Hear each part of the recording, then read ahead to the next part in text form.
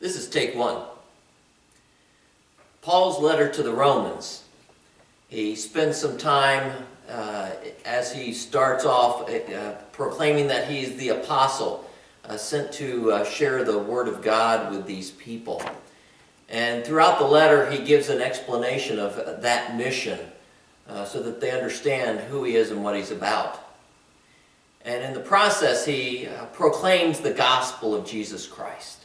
That proclamation that at this time of the year is very prevalent in all of our churches. And there's something about that proclamation that each of us who do it, that there's that sense of anticipation of the impact that it has.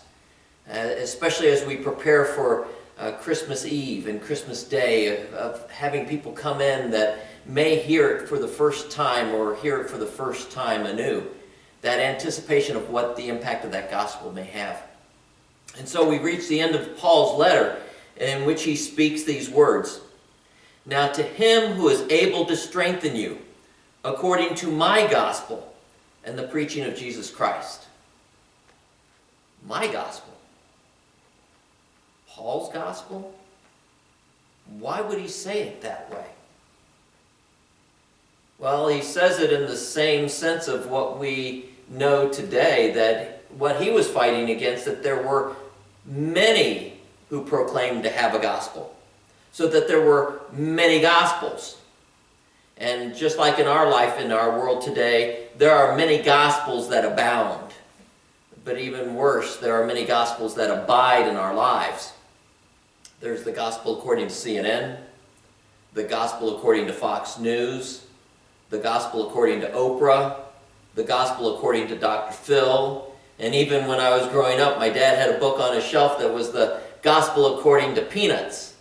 And on my shelf, there's the gospel according to Dr. Seuss. But included in that could be our own gospels, and especially my gospel, the gospel of Pastor Dave. Well, what happens as we have all of these gospels? They create a confusion of my truth with what God actually does. And in my truth, I want to establish a pleasing perspective, something that you might want to hear from me. And maybe I can bring you along in agreement with what I have to say. I usually try to define it according to my parameters because it makes sense to me. But in some ways, it's putting God in my box.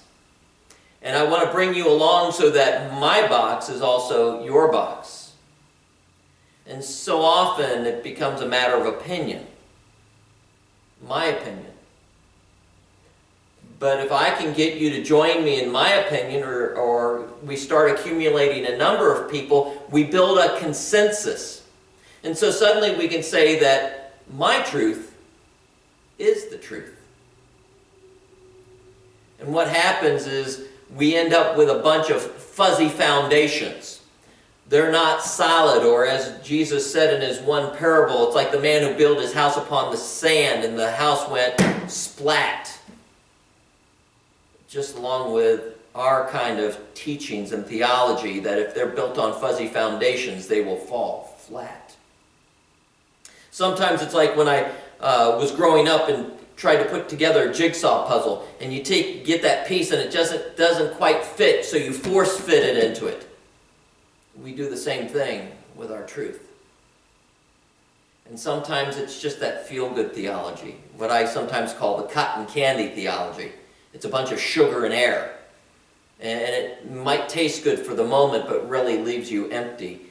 They are those fancy fables. Indeed, we live in a world of many gospels.